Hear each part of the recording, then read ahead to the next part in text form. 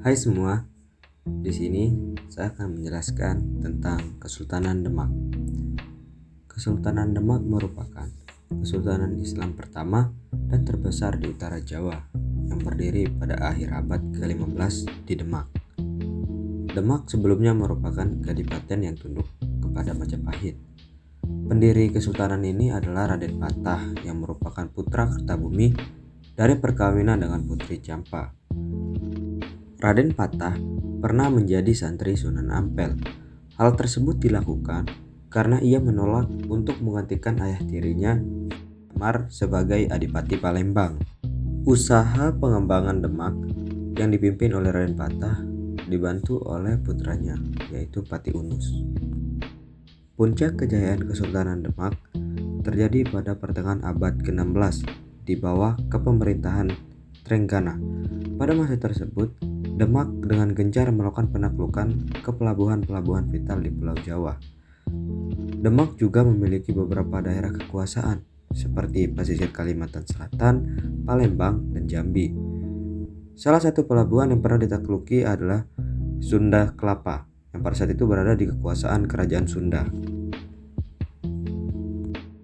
Memiliki banyak daerah kekuasaan tak lepas dari kegiatan ekspansi dan bentuk perlawanan kepada Portugis. Alasan Demak melakukan perlawanan kepada Portugis karena keberadaan Portugis menjadi penghalang Kesultanan Demak dan juga mematikan perangan kaum Muslim Indonesia. Dan kedatangan bangsa Portugis juga menyebarkan agama Katolik sehingga mengganggu perkembangan Islam di Nusantara. Selain itu, Demak juga melakukan perlawanan kepada Portugis yang hendak mendirikan loji, yang berarti tempat tinggal, kantor, atau gudang tempat bangsa tersebut melakukan kegiatan perdagangan. Pada masa kekuasaan Raden Patah, perlawanan rakyat Demak terhadap Portugis dipimpin oleh Pati Unus. Dan ini merupakan serangan pertama yang dilakukan pada 1513 dengan mengendarai 100 kapal dengan jumlah pasukan sekitar 5.000 dari Jawa serta mendapat tambahan tentara dari Palembang dengan total jumlah 12.000 pasukan. Akan tetapi penyerangan ini itu masih dapat ditahan oleh Portugis. Kesultanan Demak tidak pasrah dengan penyerangan pertama yang dimana ia mengalami kekalahan.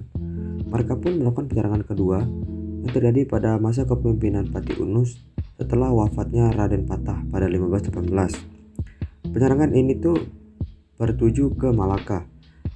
Akan tetapi penyerangan tersebut juga gagal.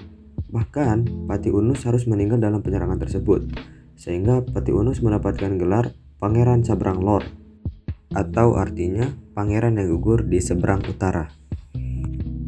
Kerajaan Pajajaran yang mendengar nama Kesultanan Demak yang semakin eksis membuat mereka semakin takut, sehingga kerajaan Pajajaran pun memilih bersekutu dengan Portugis.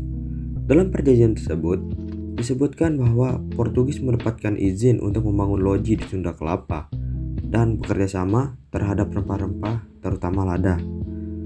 Kerajaan Demak yang mendengar berita tersebut menganggapnya sebagai ancaman dan mereka pun melakukan serangan yang di bawah kepemimpinan Fatahillah pada 1527. Pasukan gabungan dari Demak, Cirebon, dan Banten diberangkatkan untuk menyerang Portugis yang berada di Sunda Kelapa, dan akhirnya Sunda Kelapa dapat dikuasai kembali oleh Fatahillah yang kemudian mengganti namanya menjadi Jayakarta, dan hal tersebut menjadi pertanda akhir dari perlawanan Demak terhadap Portugis.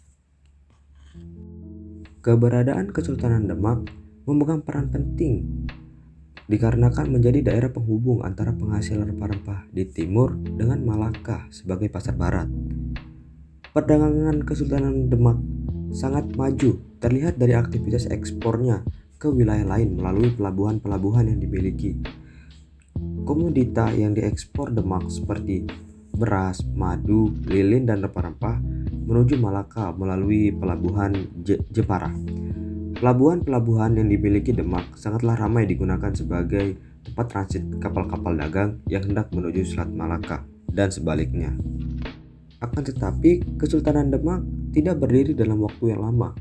Kemunduran terjadi pada saat sepeninggalan Trenggana yang meninggal di Pasuruan ketika hendak menyerang kerajaan Hindu Blambang, dan terjadi konflik perebutan tahta di antara anggota keluarga kesultanan yang pada akhirnya digantikan oleh Pangeran Sedolepen, saudara Trenggana, yang kemudian dibunuh oleh anak Trenggana, Pangeran Prawoto.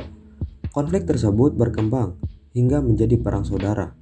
Putra Sedolepen bernama Arya membunuh Prawoto sehingga memancing amarah dari Jagatingkir yang merupakan ipar Sedolepen dan para sesepuh juga.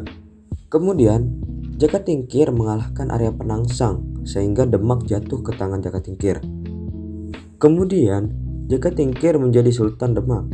Setelah itu ia mengambil keputusan untuk memindahkan kota Demak ke Panjang. Pemindahan kota tersebut menjadi penanda berakhirnya Kesultanan Demak.